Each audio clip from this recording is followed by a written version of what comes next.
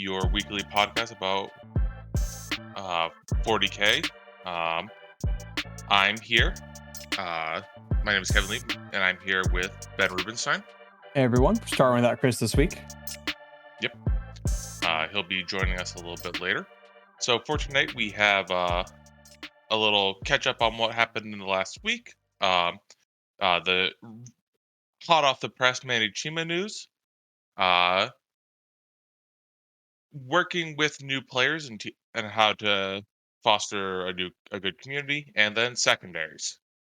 Um, First off, what happened in the past week? So Ben, you and I were at the same at a tournament.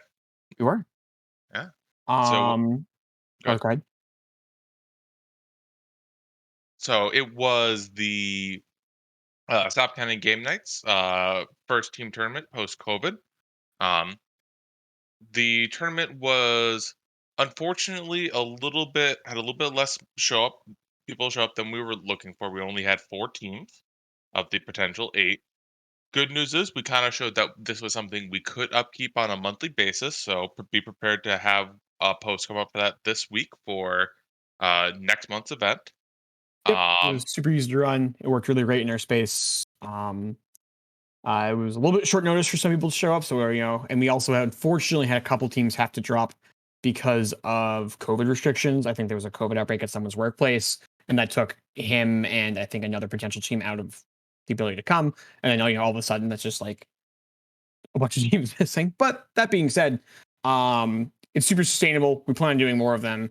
There's quite a few like 40K players in the area who are like just learning how to play the base game now and are probably looking to start do events. So I expect to see more attendance in the future ones. So looking forward to them. Ben TO'd the last event, and I will be TOing the next one.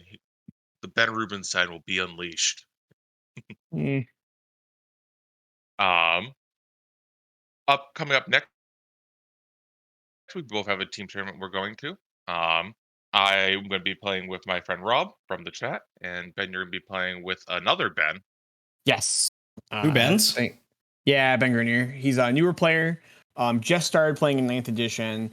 And he plays Eldar of both Craft World and Harlequin flavors. He's bringing Harlequins to this one, so we're gonna do some Harlequins and probably Chaos. Just so that I'm bringing basically just a bunch of things to send in objectives, so we can spend most of the time thinking about his moves and what his models are going to be doing, so he can really get a feel of how Harlequins play into various other models. I think that's a solid idea. Yeah. All right. So before we jump into new player experience in that, Chris, you may have heard us talking about it before. We're going to talk about the thing that happened with Manishima and the GT. We were discussing it because it just literally happens today. So we were just talking about it pre-show, and Chris, you kind of left us on live. We didn't know, so you may have heard a little bit of our discussion beforehand. But we're going to talk about our feelings about it. So the short version is there was a GT, and at that GT, Manny Chima looked at the lists, looked at the missions that were going to get played, and determined that basically the best players there were taking lists that were very good against his, and his only possible chance of beating them were on the last 2 missions. Just those missions were better for him against those lists. And he decided that he needed to score less points in the first couple rounds so that he could win, but score fewer points so that he could submarine into a position where he dodged those lists for like rounds 3 and 4. And by round 5 and 6, there wouldn't be enough. There'd be so few undefeateds that scoring not a lot of points the first couple rounds wouldn't matter anymore. He could peak patch into them and beat them there because he can beat them in those last 2 missions. So his first game, he walked off of a bunch of objectives, and I guess he got questioned about by the TO, and he told the TO about this. And he claims that the TO said that was fine. And then later on in the event, he was told that he couldn't do that anymore, so he stopped doing that. And then by round 4, he was informed that actually his actions round 1, walking off of objectives, were wrong, and he was going to get a game loss round 4 at 0 points because he was getting yellow carded for basically gimmicking the tournament bracket.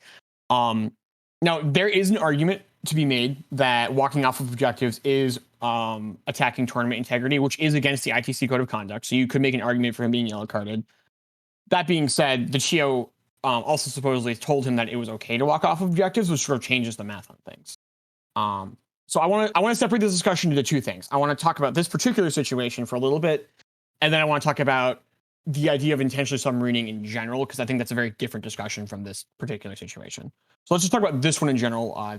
What are your thoughts on this one, guys? This one in general, I really believe that the TO is in the wrong here. He made a ruling.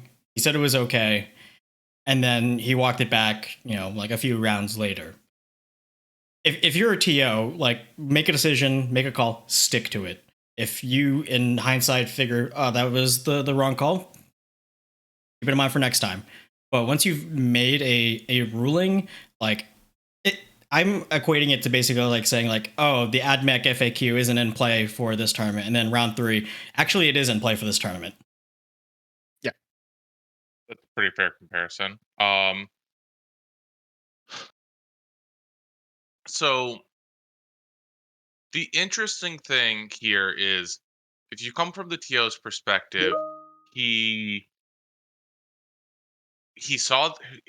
questioned the low score. He was explained it, and at that point, it sounds like he kind of gave a wishy-washy answer, like, "Okay, just don't do that again." And like, yes, he said okay, but I have a feeling that he was like probably really not against it, but it is hard as a TO early in an early tournament to kind of yellow card one of your top players. And I think by the time the next day had come around, he'd probably discussed it more and realized that like, hey, this is more of an offensive, less what we wanted. So I think you are stuck with it, but I feel for the TO a little bit in that like I think I have a guess that he wanted to do something earlier and like wasn't as confident in himself as he should be. It is on the tournament organizer to be confident in themselves, but I don't think it's as black and white as just like you make a ruling. It is as black and white. You have to make a ruling. You should stick with it, but I don't. It's I wish I knew more about this situation because, yeah. what if? Because we don't know that much, right? What if it was this way, Kevin? Right? Like Manny goes to Tio, goes, "This is the thing I'm doing. That's why my score is low." And Tio's like, "Cool, that's fine." And then round 3, someone's like, "I want to knock out Manny on the scouring because that's a good mission for me." Oh, why does he have like 2 50-point wins? Hey, that's against the ITC code of conduct. And then they open up the ITC code of conduct over to Tio and be like, "Hey, Tio, that's against the rules." And now the Tio's in the situation where they're like, "This is against the rules. It's against the printed rules that we said we were going to use. Therefore, I functionally told everyone that the thing that's happening wouldn't be allowed. But also, I told someone that it is allowed. So now I've made 2 calls that are contrary to each other. And if that's the situation, well, then like that's just miserable because there's like no real correct thing to do at that point. Like you're just in an awful place. But we just don't know enough. So I don't know how much more there is to worth talking about this. Are we good to? Are you guys have any last comments on this one? I agree. You summarized. You did the next step in my summary. I was kind of feeling that. Okay. Yeah. So let's talk about in general then. So in general, should you be allowed to walk off objectives? And there's actually there's 2 parts to this question. Some TOs are actually just now making announcements or doing things to just make this impossible. So things like they're just going to randomly pair people within their own win bracket, so points don't matter, or doing things like MTG top 4 cut pairings, which for those of you who don't know, that means that like basically in your own bracket, the person with the most points plays against the person with the least, and et cetera, et cetera. So your goal is actually to have the most points, because rather than catching the hardest matchup, you actually end up catching the easiest matchup. So you could do a pairing thing, and we can talk about that in a second.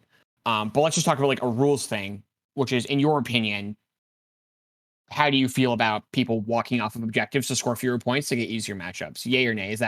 Am I playing the rules of the tournament if I do that? Like, is that cool? Or should I get yellow carded? Am I against that? Like, assuming like you're writing the rules for an event, you're gonna like write an explicit rule, yay or nay, is this okay? What is your opinion? I don't think it should be something that's enforced because it's impossible to be enforced. Yeah, like how do you write the rule for that? If you can stay on an objective, then you must. Like, how do you separate the guy who's intentionally tanking versus the guy the who's new playing player who makes a Harlequins and just mistake, like was right? like, oh shit, I'm in charge range. I'm gonna go do the thing. Yeah, right. And there's also it's like I agree with you guys. I think that rule is almost impossible to write because you could also be like, oh, I accidentally took deploy teleport homers because I didn't read it right, and it's impossible to score. So I just like didn't score that many points on my secondaries against this list I knew I was going to table in turn 3. Like you could just score lower in so many different ways that like it makes it impossible to figure out if it's on purpose or not. So Can't do I it. think the rule is hard to write. You can't do it. But I mean, like under like the other overall like code of conduct guidelines and rules, then like yeah, if you can like very clearly tell that somebody's intentionally tanking, then like yes, you're well within your bounds as a TO to be like, hey, you're fucking with the integrity of the game. You know, here's a yellow card. I feel like Well, you're contradicting but yourself that you there. just contradicted yourself because we just said you couldn't write that rule. But it's not a rule. You, It's not an explicit like you must stay on the like objective if you can type of rule. No, Okay, it's but more it of is a rule. It's more That of is a a rule that you are enforcing. Like you're saying, you can't purposely not score points that you could obviously score. And like there's, and like it's hard to draw a hard line, but like you could, which so you have a lot of gray situations, but there are certainly situations like by writing that rule, you do give yourself the power to be that in situations where it's not subtle. Like for example, I've tabled my opponent and I just walk off all the objectives the last 2 turns. I'm doing that on purpose. Like it's because I don't want more points. I've won. I don't want any more points. I'm done scoring points. Like, it's like a thought. Like I don't know with my Talus. Like if I just kill my opponent on 3, I score 1 more point than him, and I walk off of every objective and don't do any more secondaries for 2 turns. Like I've done that on purpose. And if you as the TO had written the like you can't do the nonsense, well, you can definitely yellow card me because I'm doing the nonsense and it's clear. Charging off, but like and then you get into the situation of like, well, what if they just like purposely picked a bad secondary? What if they charged off an objective? So you can still do it more subtly, but you could certainly write like you can't do the full on nonsense. Like that rule could be written. right, but rather than writing rules that are hard to enforce like that, I think the correct answer is back do what the tournament organizers are doing, which is Cool. Let's talk about that then. uh yeah. make it so Yeah. that make so the tournament doesn't incentivize it. Either if you're XO, you're going to be randomly seeded against the other XOs. If you're or that the MTG top 4. I like the MTG top 4 a little bit less. I do too. Why do you like it But less, Kevin?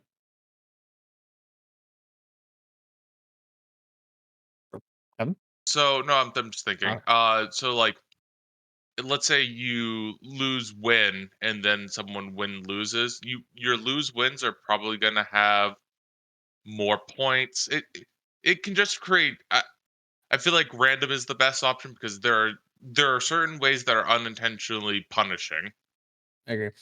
Yeah, my concern with the best players or the worst players is you're gonna have it's great if every person who shows up to your tournament is like cutthroat here to crush people, but you're going to have new players at every event. You're going to have players who are like trying to like get their first win ever at an event, and then like so you're gonna have like Johnny Boxcars, the White Scars player who rolled 412s on his charges against his Orc opponent who's playing Orc models they own the list, won by 5 points, super happy with themselves, and then they get paired into like 80 AdMech The fucking Guitar Thunderdome. Warriors and get blown off the table in 2 turns. And like, oh, I don't really like winning games because then I have to play against miserable nonsense.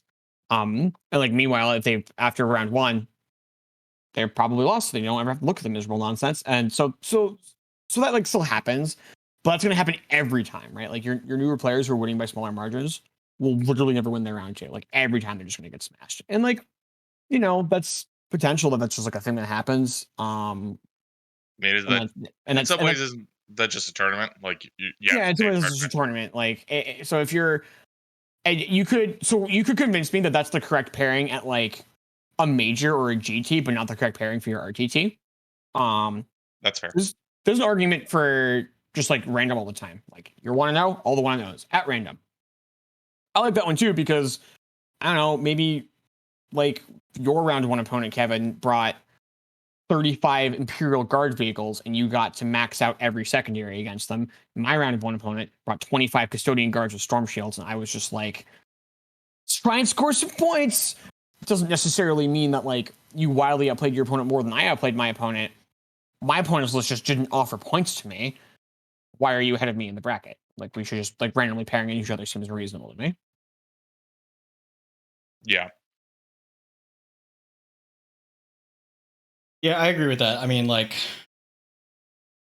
doing it the way that we've been doing it, like Swiss style, it's open to abuse. Like it works fine in like chess because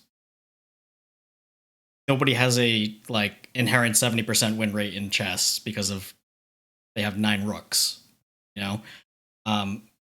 Where you can intentionally try to dodge matchups. You can game the system this way just because of the way that Swiss works. You do it win-loss randomized, then, you know, I kind of see it like how the NBA does lottery draft picks. Are you guys familiar with that? Pick another one. Okay, I'll explain it real quick.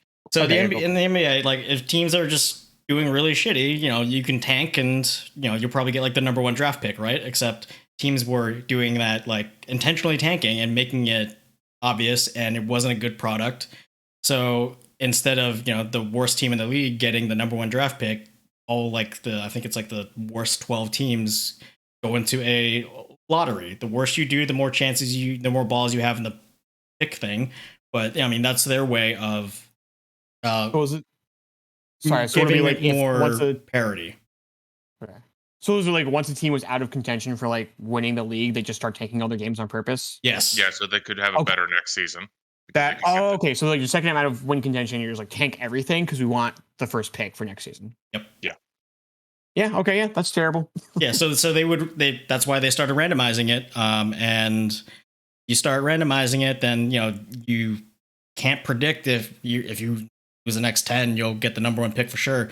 No, you lose the next 10, you might get the number 1 pick, you might get the number 15 pick. Like, and then all your fans are pissed at you because you lost 10 games in a row intentionally and bench your starters. So I'm just saying, like that randomization disincentivizes that sort of behavior.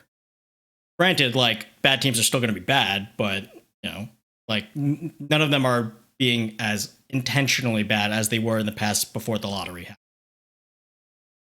So are we all in agreement that we think the best pairing pattern then is just like win-loss at random within your bracket? Yeah. Okay. I think so. And then like to take that a step further, I really like the way that Nova does it. But like to do that, you need like 8 rounds and a lot of people to do it. So that's not feasible for like most events.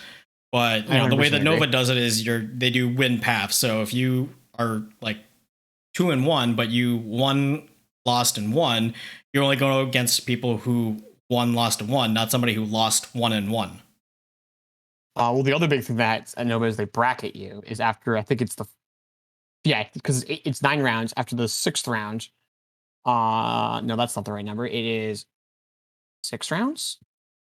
It's 6 rounds, and the last 2 are. It's 6 rounds. Bracket, the last 3. In the last 3, they take so the first 3 you play, and the last 3, they bracket everyone into groups of 16.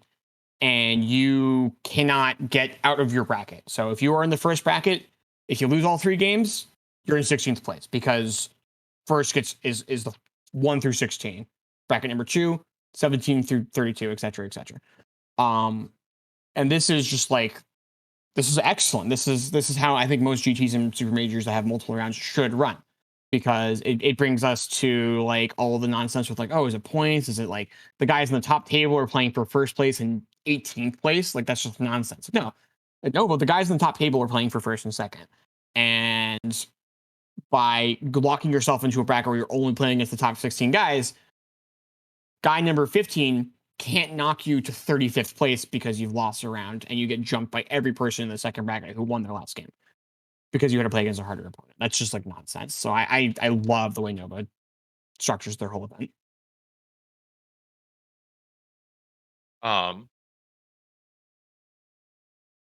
Do we?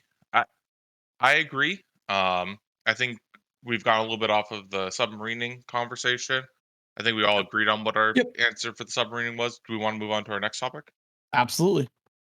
All right. So new players. So in the past month, I've actually played a lot more Warhammer with a different community than what I did over COVID, and I've noticed that good for the game. There's a lot of people who are joining this edition. Um, Yep. For sure. And I've been actually working at a store locally, and I'm running a 40K league for them. So I'm mentoring like 8 new players who've joined the game like literally this edition or like the previous edition. So we want to talk a little bit about getting new players into the game. What do you do if you run into a new player at a tournament? And then we're going to move on from there into secondaries because spoiler alert, that's something that a lot of new players struggle with. yeah. Um, so the first thing to kind of talk about is uh, it if it is obvious. Sometimes it's hard because you don't know how good someone is until like you start like seeing how they deploy. Sometimes it's like a little bit too late. But if you kind of know through either through the grapevine or through like they took secondaries that don't make sense, it's really worth like you want that person to like feel like they are wanted in the community and like they're not just there to get stoned, right? Yeah. Um, And it's also like an important context of like where have you met this person? Like, is it a tournament? Is it is it round one of the tournament? Is it round three? Is it if it's round three at an RTT, you've gone 1 and 2, it's like not really playing for anything. Like just like help them out. Um or is this like a casual game that like or for practice game that you're just like responded to some guy's post on Facebook, hey, would someone help me play a competitive 40K list? Like I have this list I want to test. um, and then you want to really engage and you pretty much always want to do this, but you really want to make sure like you're setting up a casual environment where like the person doesn't feel like where you're letting the person not you're working with them on their mistakes. Like let's say they like do some movement that's like very weird or they're not moving their models because they're afraid of them dying and they're just like stopping themselves from scoring points. It's worth talking with them like, hey, if you don't move these models here, it might not feel that bad this turn, but in like 2 turns, those models won't be anywhere. So yeah, I they don't get killed, but you've effectively already killed them for me. You're actually making it easier for me to table you. Um, right? Yeah, I agree. Um, yeah, the big one that always jumps out to me is like deployment things, like putting like I've seen a thing that like a lot of new players will do is they'll just like look at the objective in their deployment zone and they'll just like put their whole army on it, like because they're like I want to hold my objective. And I've at more than one RTG just remember you don't score objectives on your first turn. So if you go first, you could just move your guys there wherever you put them. But if you go second, I'm just like I can see all your dudes. They're just standing in front of me. Just like maybe hide some stuff. Right. And there's not a single objective. Uh, there is technically stranglehold, but like it probably doesn't matter if you actually put your models on the objective. There's stranglehold. It's only like a 4 objective mission, and if your opponent's taking stranglehold on a 4 objective mission, They're just, just madmen. yeah, And you lost. take a step back to helping your opponent pick secondaries. Oh man. So and the other thing is um the other thing is just like helping new players like get into the game like outside of a tournament setting. Like because once someone's showed up to a tournament, like new player is relative, right? Um so I'm also working a bunch with people who are like never been to an event. They're just like learning how to play the game and learning the basics of movement and you know sometimes just like literally learning the rules to their army. Um and learning like what the game is about. And I think a lot of it is like attitude, like the attitude of like what is 40K, what's a competitive event, what's a casual event, what's a casual game. A lot of people in the terms of 40K, they're coming from other games where those words literally mean different things, and that can be tough for people to like get used to. Yeah, And that's a great point, actually. Yeah. Because you kind of have to look at your opponent being like, uh, I've mentioned a few times the different level of players. And does your opponent even know the core rules? Ask yourself that. If you feel like they don't, um, you're probably going to beat them no matter what happens anyway. So your point of that game is like, let's just like make sure they know what they're doing. And sometimes you like don't like sabotage your game, but like maybe make it so that like you're not doing like your heinous gotcha punches, like or not overloading them with your rules. If you know their army, help them with their army. Like in the event on this weekend, um Death Guard player didn't know that they were rapid firing at all ranges. Like Yeah. They're just just telling like, your opponent. yeah, they were going to shoot and they're like, am I in rapid fire range? It's like, you're playing Death Guard. You're always in rapid fire range. And he was very excited to learn that. That was great for him. And and it's things like that, like helping people with rules. And I think no overloading people with your army rules is also like pretty important.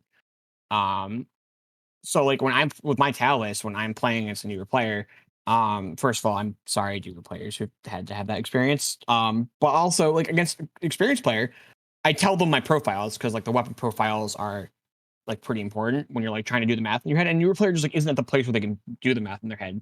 So I'm just like, my models have a huge amount of firepower. The guys with the railguns just blow up vehicles like they're nothing. The guys with the missiles just like hose down heavy infantry and medium vehicles. And like you don't need to like run a million rules with them because their eyes are gonna glaze over and they're gonna get less than like just the rundown. Because let's be honest, you're going to win that game. Yeah, if you're trying to explain your army to somebody who's like newer, try to explain it in like pretty broad strokes and like archetypes. Like, hey, this guy really cool in melee, but if he gets hit first, he dies. If this guy shoots, but he's really bad in melee. Just broad strokes. Yeah. Yeah. All right. I want to pull us back to the point I was trying to make though about like attitude towards the game and what the idea of like getting into the game is, because it's very easy to get like the wrong attitude of like why we play 40k and like the simple and then like and I think that actually even like generates and evolves us up into like having like our bad actor tournament players where people are just like competitive players just want to win all the time because they're jerks. Yeah, that kind of like starts at like I'm learning to play the game. Like, what's the point of playing 40k? Like, why do you do it? And for me, it's to get better at it.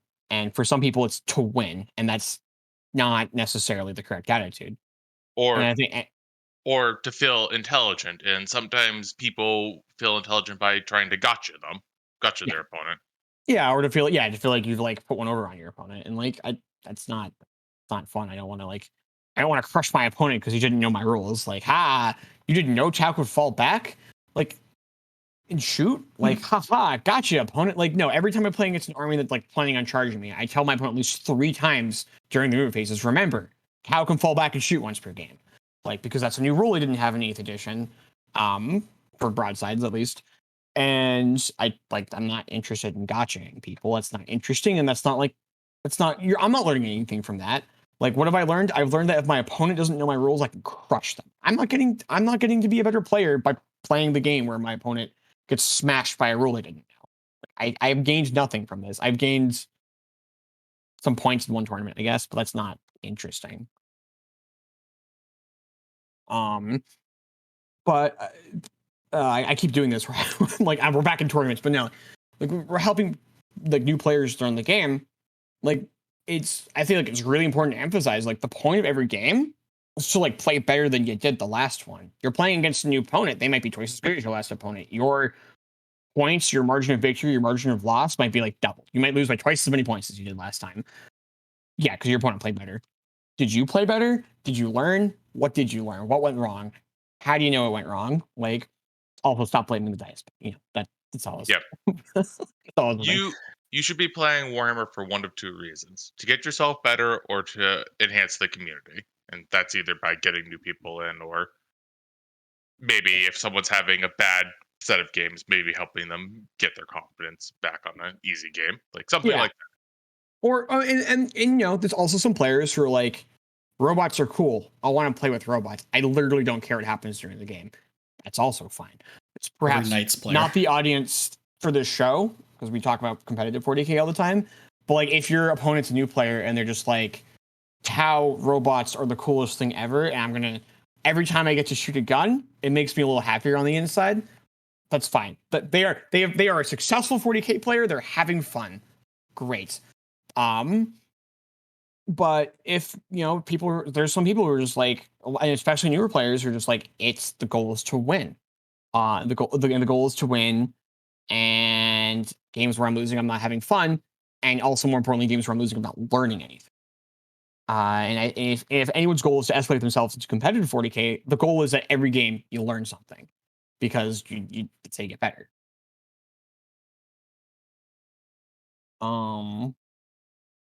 Okay, and sorry, go ahead. So this kind of focuses in on like where is the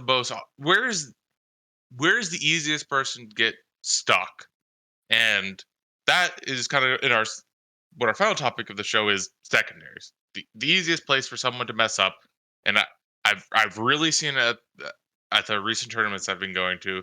Sometimes someone takes something where they pick just a bad set of secondaries, and you could you could sub them out, put the best player in the world there, and they probably couldn't win at that point, because that's how important secondaries are. Yeah, I 100% agree. Like, I could, if I could pick my opponent's secondaries, I could be the best player in the world.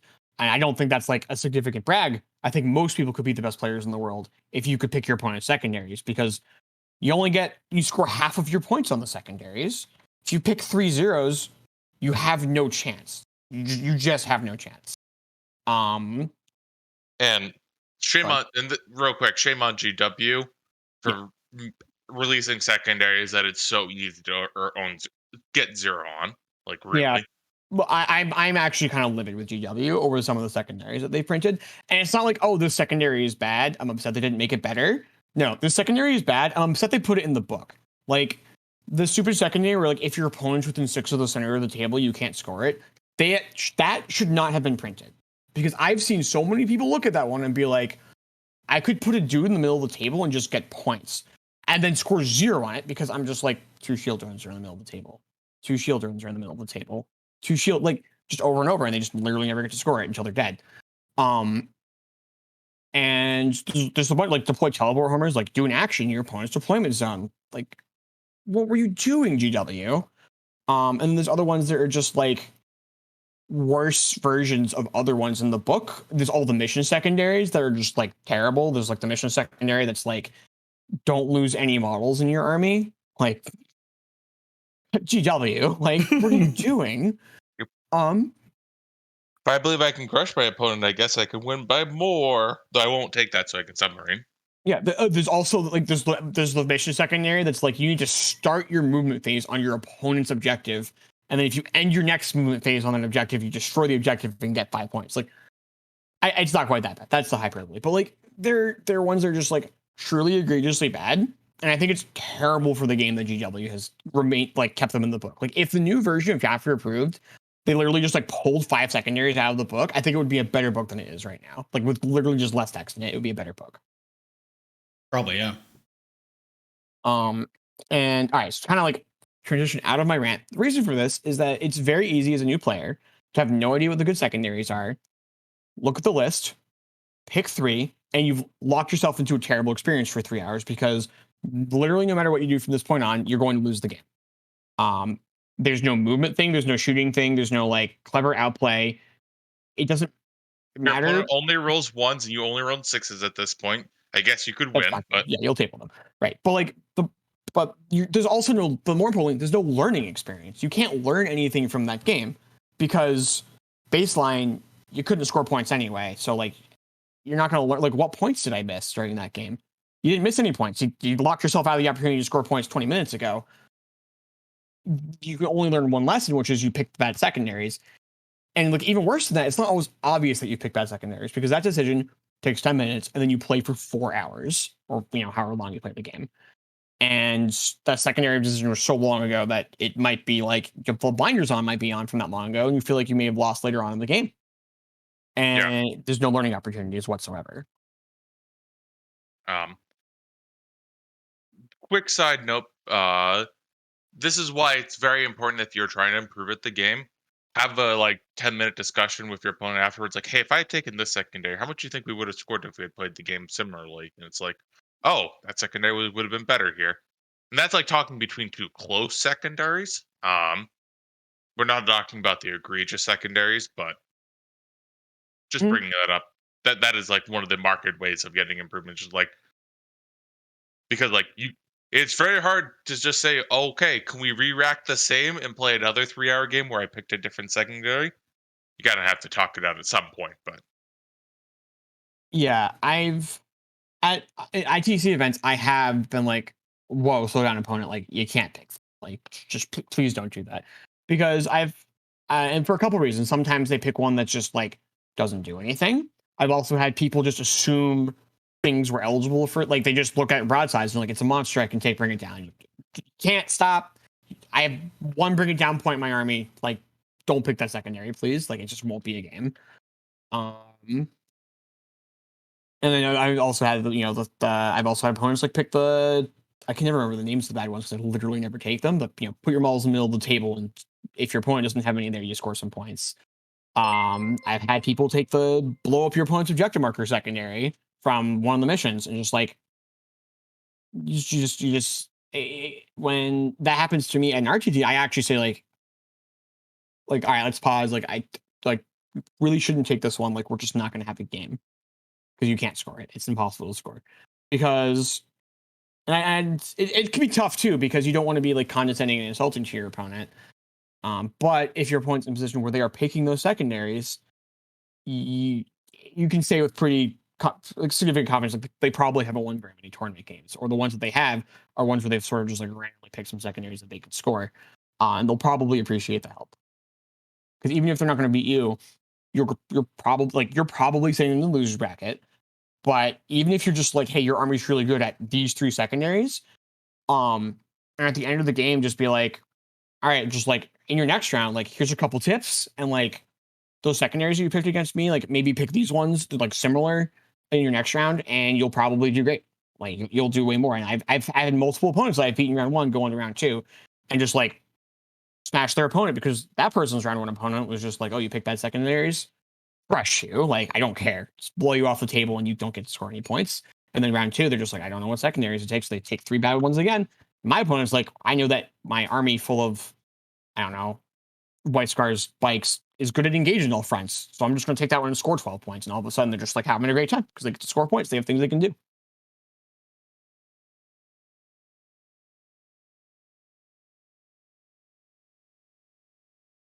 Kevin? yeah.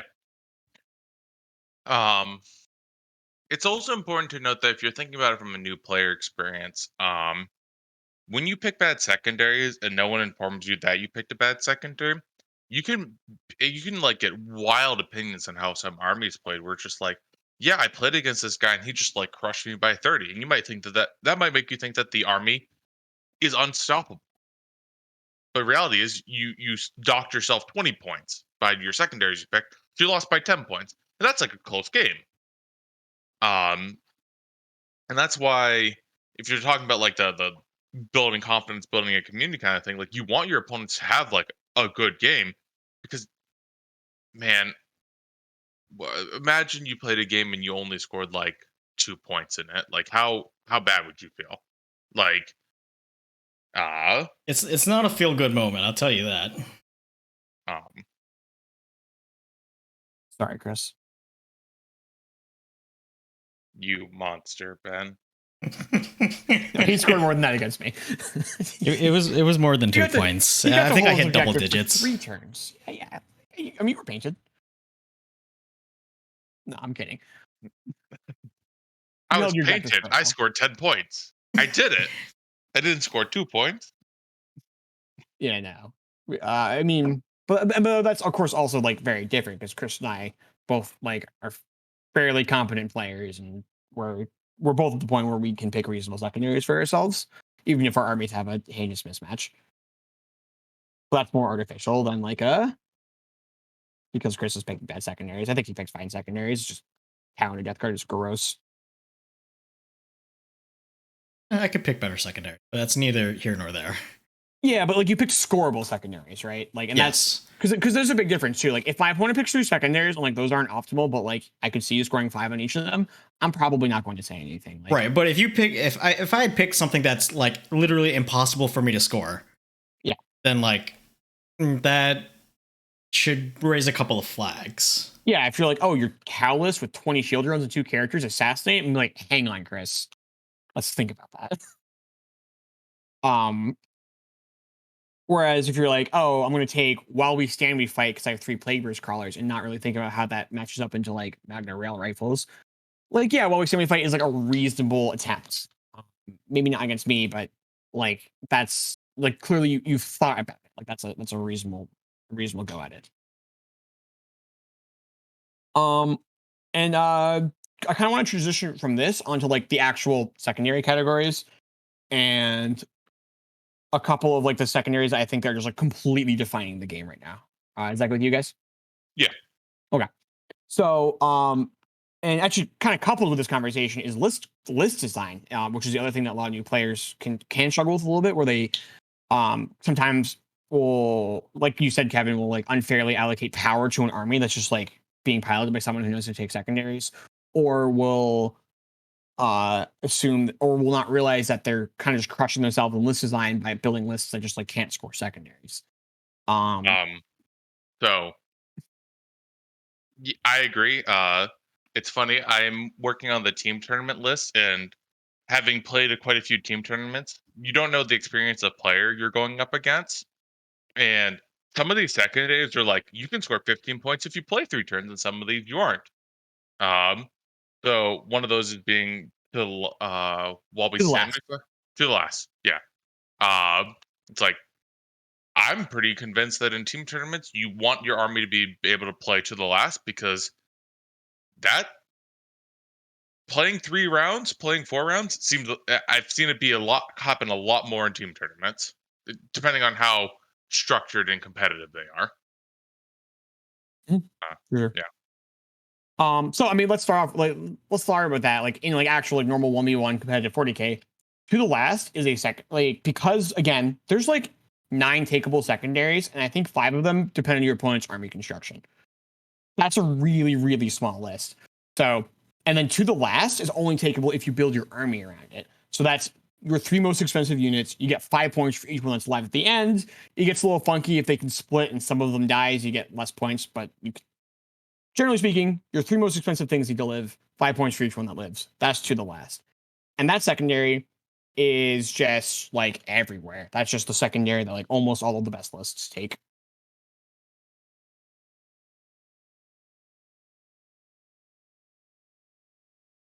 Yeah. Um, And and that's good. that's it kind of has us to do with like where the meta's at now. Like your army just kind of can get your army so much more now have to be cowering behind cover. So like the fact that you can have a secondary that like you don't actually have to expose units or plays into that of not exposing units. That's another reason why that one's like so big now. All right, say that again. Uh, a lot of armies, like let's look at AdMech, can just like blow armies off the table. So a lot of armies have kind of resorted to like a very much like a send a unit in, hold an objective, send a unit, hold an objective, play for Strangled, playing for it to the last. Yeah, Um, MSU trade up file. yeah, and so given that to the last is kind of like a hold your guys back, try to keep uh try to keep like only 3 things alive, and hide. It kind of just like matches up with what people are doing right now. 100%. I agree. Um, the issue with To the Last is that some armies can take it and some armies just can't. Like there's armies that just like To the Last does not function for them. Um, and so the armies that can take it are armies like Space Marines, Dark Eldar, not Adeptus Mechanicus. Well, sometimes Adeptus Mechanicus, depending on how they build their army, which is like gross. But like armies that oftentimes have very expensive characters or very expensive like indirect shooting, I would not be surprised if a lot of orc lists are able to take To the Last because they're just going to have big blocks of squig buggies hiding in their backline. And those will be their 2 the last things because their characters don't cost points. And 2 squig buggies is more expensive than a war boss and a squigosaur. Which is a great thought. I'm super excited for that. And then also some armies just like can't take it, which means that you then you're even more pushed to make sure that your army can really score some other secondaries, because if you can't take 2 the last, you're going to really struggle to take 3 secondaries from 3 different categories that you can score. All right, the next secondary I want to talk to you guys about is engage in all fronts, because I actually think the secondary is really bad now. Like, the secondary is not good. And that's awkward because we're coming from a place where that secondary used to be incredible, and like every army just took it all the time. It's a trap and now. The reason it's not good is Dark Eldar and Admech, and to a lesser extent Sisters, because those armies are right MSU trade, like throw my thing at you, trade with it, throw my thing at you, trade with it, and they're holding all their other crap back in their deployment zone, like behind walls and stuff. And if you're doing, put one thing in each corner, all of their stuff that's hiding can oftentimes kill it from hiding without exposing itself. So they're not giving anything up by taking that unit down. Whereas previously, when we had a little bit more, I want to call like brick 40k, where like things were traveling in bricks, your opponent was still going to kill those units, but it cost them something. They had to think about it. They maybe had to put some resources into it. Like, they were going to have to like actually do something to kill that unit. And now the units that you put into every corner, they just die for free. Like, they're not giving anything up to kill them. And with how killy these armies are getting, if they start whittling down your main force in your deployment zone, you're going to start running out of things to throw into different corners, because you're just going to need it all to like in the furball that is, wherever the main fight is. And I'm seeing a lot of people still just like taking engage in all fronts, because it's just what you do. It's what you did for like the entire beginning of 9th edition, was you took engage in all fronts in every single mission. Easy. It's automatic. Yeah. You knew that exactly what you had to do to get it. Yeah. So my opinion now is, like, if you're taking engage in all fronts, I think you're making a mistake. I think the secondary is just bad, with the exception of like, you could convince me there's like a couple Sisters or Tau builds that could do it, because they can do it with like actually 11-point units. But for the most, like, Tau can like literally take a single drone as a unit. So if you're like, I'm going to take engage in all fronts and I'm going to be engaging with a single marker light drone, like, all right, you've sold me. You can do that.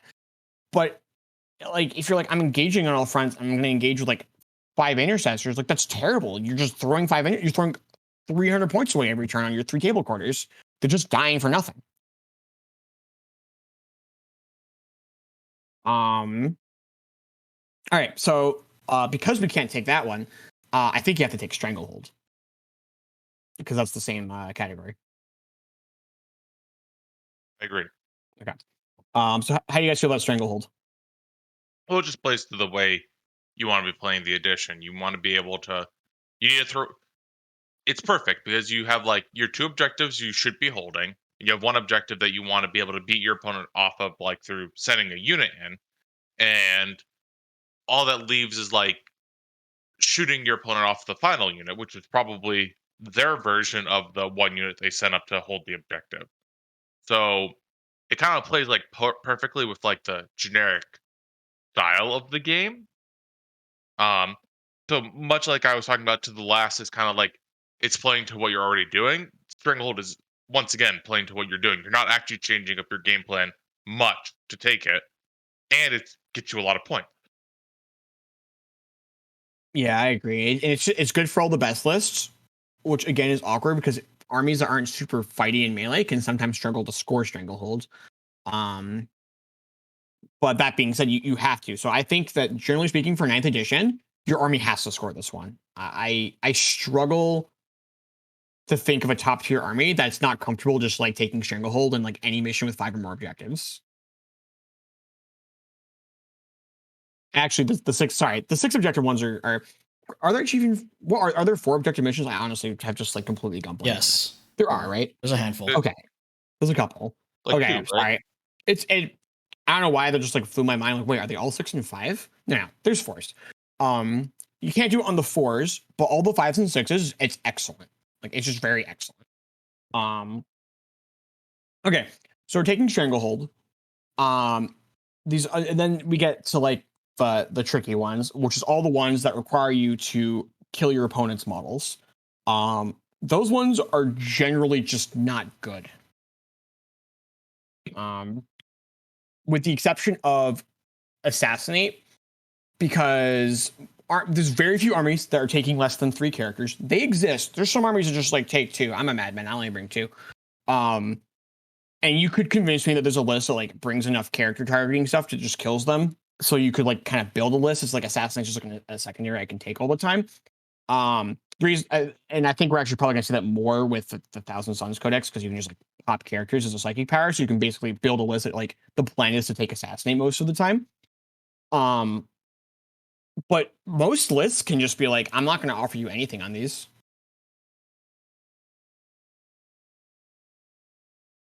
Guys, you there? Yeah, no, I'm here. Okay. Sorry. I agree. Most lists can say you can't take them. And the other thing to say about this is another mistake that I see a lot of newer players make, which is just picking secondaries where you have to table your opponent. Like, how often have you guys seen someone just like take a list of secondaries? They're like, oh, I can score 12 in all of these. And you're like, yeah, if you table me. Yeah, the win more type secondaries. Ones where like you'll max them out, but you're already winning if you score them. Yeah, and I find assassinate to be the one that like falls under that category like the most. I've played a lot of chaos lists where it's like 6 psychers hiding behind like some gross number of Nurgle demons, and people are like, you have 6 characters, I'm going to take assassinate. Like, if you're scoring assassinate, you tabled me. If you tabled me, you could have taken literally anything and win the game.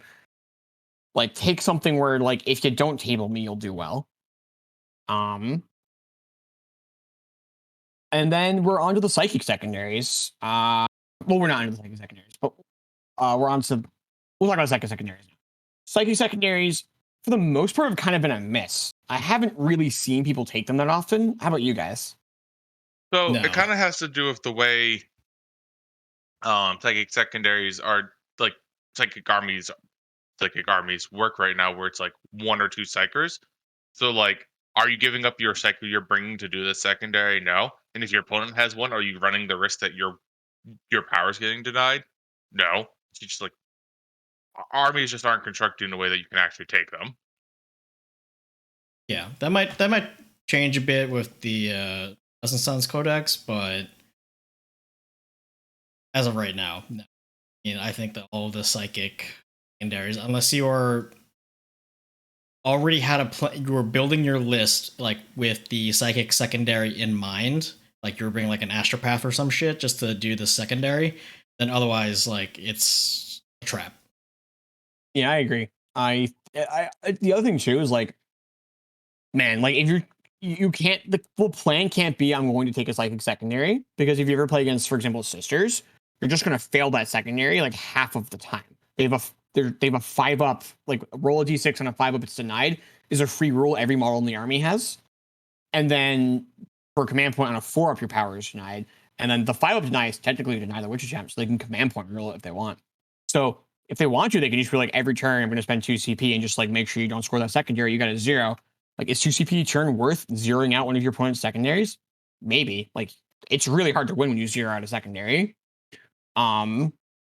Which makes then psychic secondary something that you can't plan for.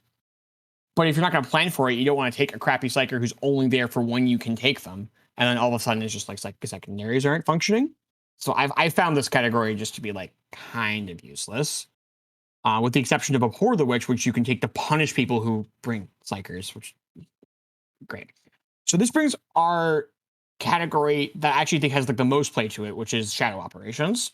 That's the one. This is all the ones that like require units to do actions. So I feel like I've been talking about all of the secondaries. So Chris, what shadow operations do you usually find yourself taking? For shadow operations, so I generally like taking retrieve Octarius data, because previously with it being deploy scramblers, it was pretty all or nothing. Either you were getting 10 points, it was actually all or nothing. Either you're getting 10 points or you're not. So it was very easy to have your opponent deny that from you. But with the change to it, I really like taking it because like it's you're gonna have units in those parts of the board most likely anyway. So may as well get some points for it. In terms of other shadow ops, raise banners. I've never liked raise banners, but You I've also play seen Death Guard, people though. take it to great effect against me. Yeah, it's funny. This might just be what armies you play, what armies I play. I hate retrieve Octarius data. I actually think that one's a little bit of a trap. It's matchup dependent, but like I can't say you can generically take it. And I feel like some people think their armies can generically take it. Raise the banners. I kind of love it. Because it feels very consistent, 10 to 11 points. Yeah, raised banners to me feels like the strongest thing in this category. Any mission that has two objectives in your deployment zone is just like, or something like the Skyrim where they're close to your deployment zone is just like you put the banners up, you score the points. Even if you get shut off the objective, you still get score the points until your opponent actually walks over and takes it from you. At which point they're giving you, things to kill in exchange for taking like points away from you. I find banners to just be like the strongest one pretty easily. Yeah. And I agree with you, Kevin. Rod is fine. You can build an army to score it. And I think a lot of people are like, I have something that can deep strike. I built my army to destroy it. No. Yeah, not really. You need to be able to stunt units, like redeploy units on turn 5. Like if you're like, I have something that can deep strike on turn 3. Turn 3, like your opponent's army isn't thinned down enough. They haven't engaged into enough fronts yet. Like they're still just going to be completely shutting you out of their own deployment zone corner. And then you're just like going to be on 8 points. And the 8-point secondary is like not good. It's fine, but it's not good. It's workable, but if you're winning by a closer margin than you. And I tend to find that you're. I actually tend to find it's worse than the old one, where when you're scoring those 8 points, you used to. Man, was it 10? Yeah, Yeah, it was you 10. were used to be scoring the 10 before. Mm-hmm. I find Rod to be 8 points almost every game that someone takes it. Not that I haven't taken it. I've taken Rod plenty of times because I've looked at that one and been like, I'm not gonna be able to keep 2 banners up, but I can definitely do Rod in 3 corners. So we'll just take Rod and get our 8 points, and it is what it is. Yeah, and then the last two, deploy teleport homers. I don't play Raven Wing, so I don't give a shit about it. Don't do that one. And then investigate sites. I honestly forgot about this one because of how good it is. That's the center one, right? Yeah. Investigate sites makes me angry. It shouldn't be in the book. It's such a trap. I've seen so many. Go ahead. Sorry. There's literally not an army that it's literally can't be. It's only a trap. There's literally not an army that can take it. There's literally not an army that should be playing in 9th edition that can't deny it. Mm-hmm. It's terrible. It makes it like it's just something that like when I'm at Revive, I've seen like several of my newer players be like, oh, I'm going to take this one, and then like the real disaster is sometimes the game starts when I'm not around, and then someone will take it, and then their opponent, because we're playing with new players who just like there's too much information, don't realize that their opponent's taking it, and then let their opponent score it, and then like, oh, it was good, and just like you have to explain to them that like, no, if your opponent like recognizes what you're doing, it's a 0. And it's a 0, and it's like a fairly. It doesn't cost your opponent very much. Just like It's not just a 0. It's basically handing 15 points to your. I mean, that's a 0. It's yeah, you're not gonna score any points on it. Unless you're crushing them. Unless you're crushing them, right? But like again, don't take secondaries that require you to table your opponent. They're not good. They're a flex. Which is not what we want our newer players to be trying to do to each other. We're all supposed to be learning to get better. Despite what some of our viewers have said in the chat, the goal of the game is to not crush your enemies and to see them driven before you. We also have a comment in chat that as a newer player, I appreciate you guys mentioning talking with your opponent afterward. I've learned a lot more from losing than winning, and honestly, that's all from discussions with my opponent. Yeah, like 100% talk to your opponent after games and just be like, how did you feel about my secondaries? Did any of them make you happy? And if so, which ones and what should I take instead? Um, the best Did question my I've secondary bring you joy? Yeah, right. Did my secondaries bring you joy? And if so, how do I change that? The best question I've ever been asked by an opponent was, what were you afraid that I would do? And I was like, that's a good question that I should probably think about more often. That particular matchup, I wish I had a better answer for him because my answer was just go first, which is completely out of his control. But that's like a great question. Like, what are you afraid that I would do? And even if your opponent doesn't ask you that question, if they were like clearly newer, maybe tell them what you were afraid of them doing. Like, what's the thing? And you're like, oh yeah, if you had done this, yikes, like that's not good for me. And it's specifically like with secondaries, like talking with your opponent about secondary choices after the game, I think is just like the best thing you can do for both you and your opponent. Just get better. Man, the new player gamble is such an awkward thing where I will sometimes look at someone and think like, man, if they know what they're doing, they're gonna crush me. And then they don't crush me because they don't know what they're going to know what they're doing. But it's like, when do you commit to like helping your opponent? Because you don't want to get crushed. Like especially if you're at a tournament. No, sorry, not air quotes at a tournament, but like, At a friendly local RTT. yeah. Maybe you just take the hit. I don't know. It's really awkward because you're like, ugh. You don't. It's really hard to shoot yourself in the foot, but sometimes you have to. It might Yeah, be the I'm also talking when it's obvious, it's obvious. Like we just like really don't know. Like I've never played against Iron Hands before, and you're like, okay, so we're new.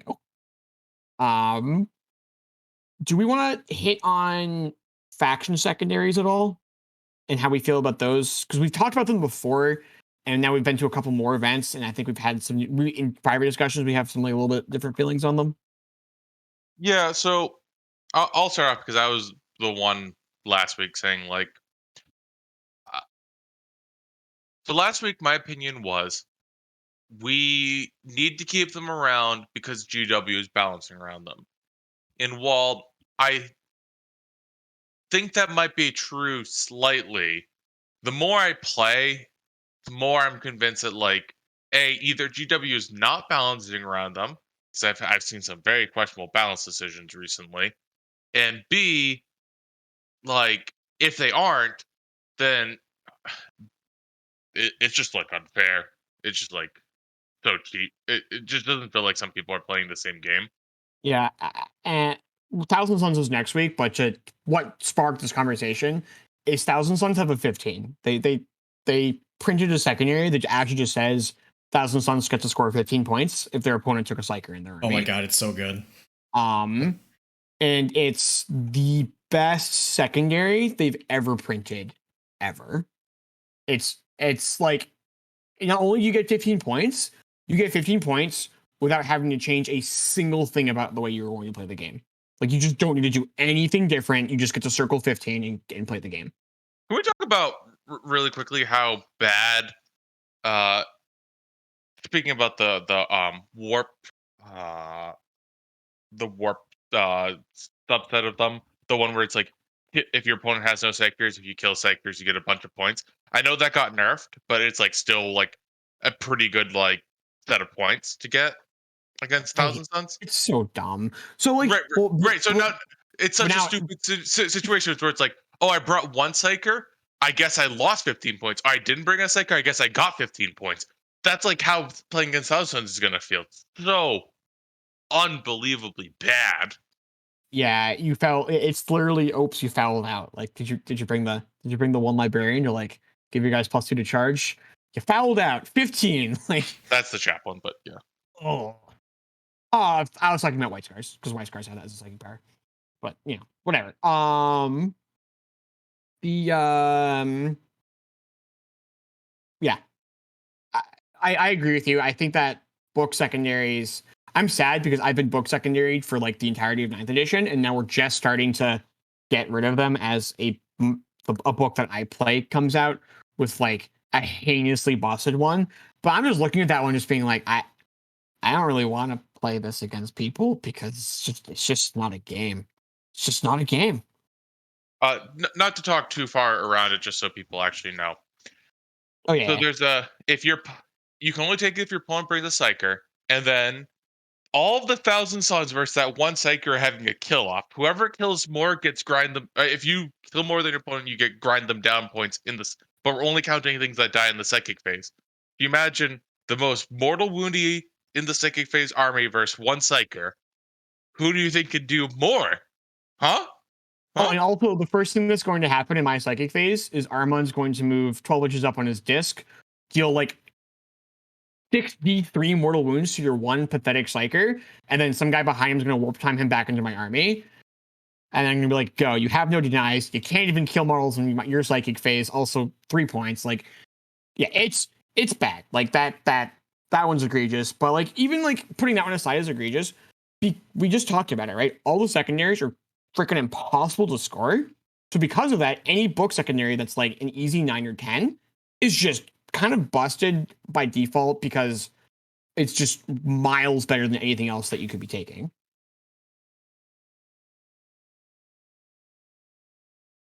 Um, so Kevin, are you?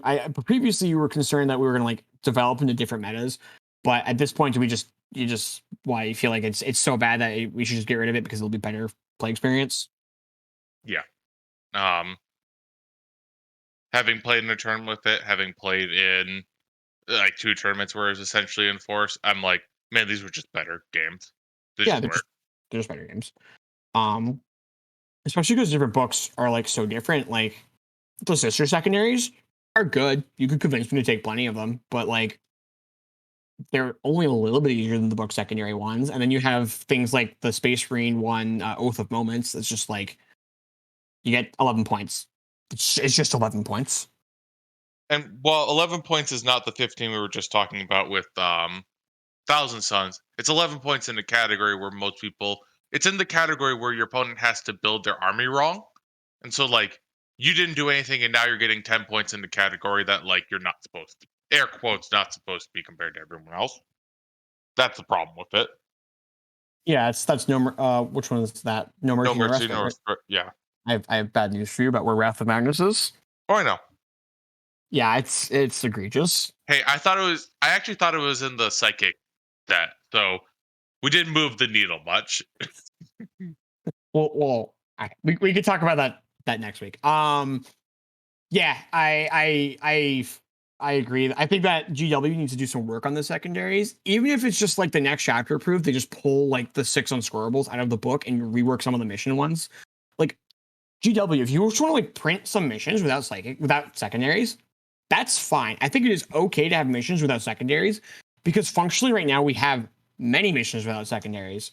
Unless you are a new player, in which case the mission has a secondary, and sometimes you pick it, and then you get to feel bad for 4 hours as your opponent like crushes you because you can't score points, Right. and that just feels terrible. Um, so as experienced players, I think ninth edition is excellent for us. But as a new player, there's some like real feel bads for new players in ninth edition, and I think as experienced players, we and the rest of the like more competitive side of the community have to like step in and just be like help them out because like there's just some real feel bads, and you get enough feel bads in a row, you're just like I'm not gonna play 40k anymore. And honestly, if I spent like 12 hours of my life across 3-4 different games trying to score deploy teleport homers with Imperial Guard, like yeah, I'd probably be done with 40k too. Or at the very least, you stop playing. You're like, oh, fuck this. I'm going to go back to reading the books. Yeah. Mhm. All right, I feel like I've been talking a lot. Any last thoughts or comments you guys want to throw at me? Um, in terms of like trying to like actually like foster a community, like we've been talking a lot about things that what we can do as individuals to be more welcoming to new players and like ease them into the rules overload that is this dumb game that we play. Um, what can we do as an overall like community to foster that sort of, not just you as an individual, but like you just, maybe like setting up like an escalation league or something similar. Ben, I know you're doing a league over at Mhm. Revive. Is it Yep. similar to that? Is it escalation? Yep, it's an escalation league. With all the emphasis on like just how many games do you play. I think the highest win rate is like of like the 5 prizes. I believe I put win rate as like the one that has the smallest payout because like it's just not the focus. It's my focus. It was like your best paint is like the best painted army, most models painted. And I think the highest one is just like the number of games you play. Like the person who like plays the most games just wins because like the point is just like, play games, have fun. Um, like get other people to play the game with you.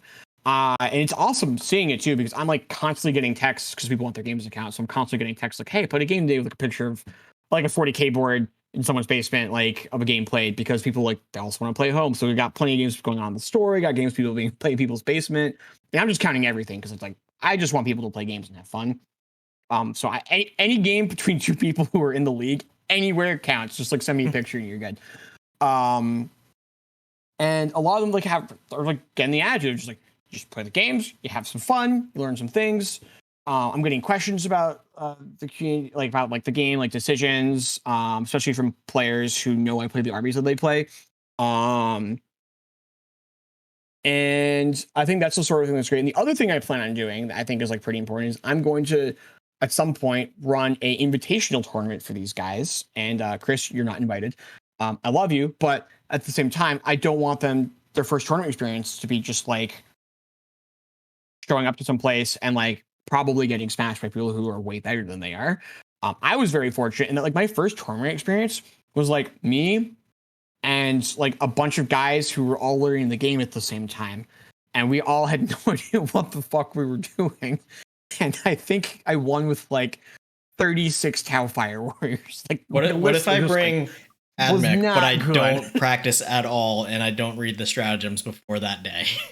Right. And I and so I think like having like even just being like, all right, like let's like sort of start getting used to like what events might look like if you everyone's like at your skill level because we're all sort of moving, we're all getting better, but it's gonna be a long time before we're good.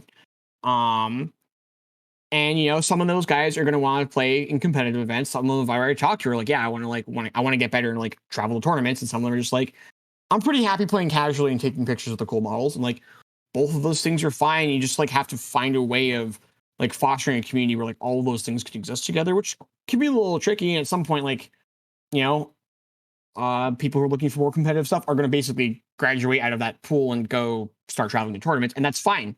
And some people are going to stay in there forever, and that's also fine.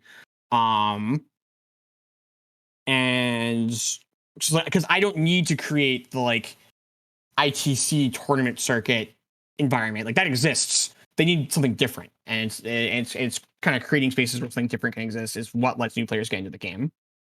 Um, Mentoring systems work very well for fostering community. Like Ben and I have played in team tournaments before. We know how well we do in team tournaments. We've kind of set it as a goal to like, uh, we're two of the more experienced people in our groups, and we have like less experienced people that we're trying to like work with.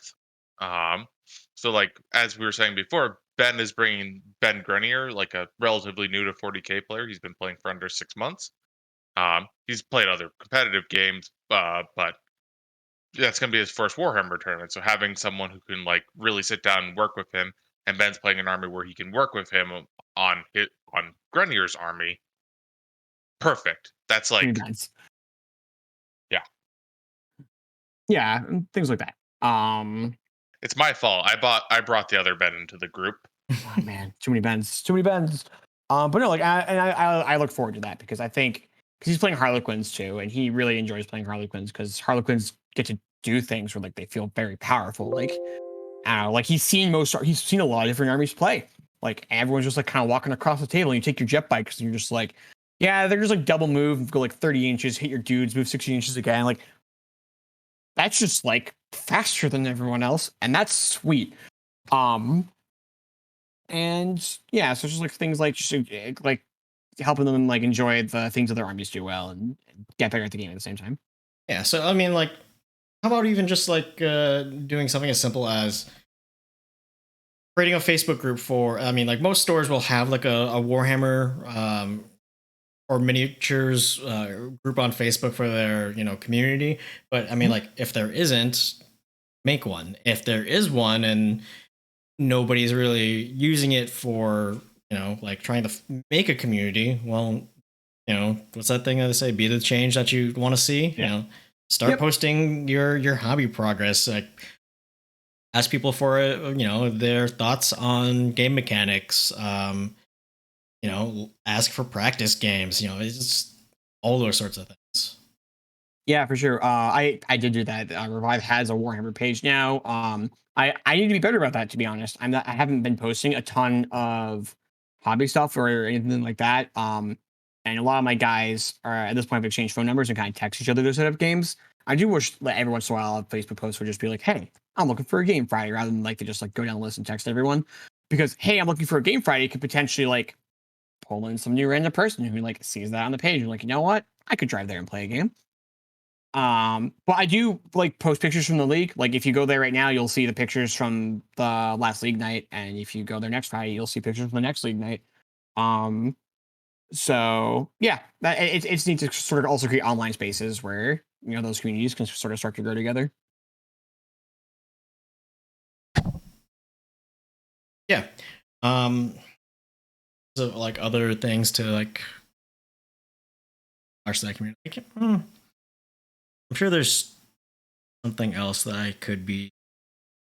I can't. I'm blanking out right now. I only had half my dinner, then I rushed up here. Oh no, Chris. That's all right though. Kevin, you got any last thoughts before we close it Uh, out? it's a slightly negative thought, so I don't want to close out on it. Oh dear. All right, give me your negative thought, and then I'll say something that makes me happy, and then we'll close out. So, talking about getting new people, you sometimes have bad actors in a community, or maybe not even bad actors, just bad play experiences, we'll say, where Yeah. Yeah, um could we just go back to like people who are playing because they think the point is to win, like which is very common in new communities. That's just like that's sort of like why people play most games is to win, or that's why a lot of people perceive why they play most games is to win. So it's very easy to fall into that. um so it's very important that if you know someone is like that and you see a new player, don't make that be their play experience, because you do not want someone to be like, hey, I'm going to put no terrain, here are my tau broadsides, this is how the game gets played, fool. Oh man. uh Yeah, don't do that. so like, first off, have a conversation with that person and really make they should tell them why they should know they should be doing better than that. But yeah, Yeah, I mean that's really, that's that's the thing, right? Like if somebody's like doing something that might be the wrong thing, but nobody tells them that, they just might not know any better, and like you got to talk to the guy first. You can before like you decide to just ostracize him from the community and make him a leper. Yeah. I'm not talking about ostracizing it. So it is fine, somewhat fine to be a very competitive, not competitive is the wrong term, very win at all costs. It's not great, but it's like if that's what you want to do for Warhammer, that's what you want to do with Warhammer. Just make sure those people aren't like interacting with your new player, like giving your new players a bad experience. I'm not saying you have to ostracize someone for trying to win. That's All that right. can lead to issues. Here's my happy thought, and then we can close out. It's about the Thousand Sons Codex. We're going to talk about it next week. Kevin and I are going to get a game in, so I've actually played with it before I talk about it forever. Um, it is extremely different from any codex that has come before it. I Ninth could, edition. yeah, any ninth edition codex that has come before it. It might be similar to some of the seventh edition codexes. I don't know. Um, it is probably not. It's not power level beating AdMech, but it is complexity level beating AdMech. It is the most ridiculous, complicated, convoluted mess of rules I've ever seen, and I love it. It makes me happy. I could not possibly tell you if this book is good or bad, but I can tell you that like it brings joy to the little sorcerer in my heart. Like, it does so many magical things. My fiance is now laughing at me. It does so much nonsense, magical, psychic ridiculousness that I'm just like looking forward to like all the sorcery points and the shenanigans, and looking at my opponent and being like, I'm going to cast 19 psychic powers now, with the opportunity to get like 3 more depending on what happens. And all of that just makes me happy. As it should. So next week we'll be talking about Thousand Suns, which will I'll do my best not to be the only person talking about it. Kevin will have played against it, so we can talk about what that looks like. And if you're interested in Thousand Suns, definitely swing by. Feel free to drop us questions in chat about interactions or things, or how we feel about stuff. And I'm looking forward to it a lot. Hope you guys are too, and I will see you then. Righty. All right, so with that, let's close out. Thanks everybody for listening. We went long on this one, but I hope you enjoyed the show. I'm sorry for missing the very beginning of this, but I'm sure you guys did fine with the intro. I'd like to thank my contributors here, Kevin Lieb and Benjamin Rubenstein. We're here every Monday night at 7:30 p.m. Eastern, twitch.tv/36charge. Thanks for tuning in, and until next time, don't roll any ones.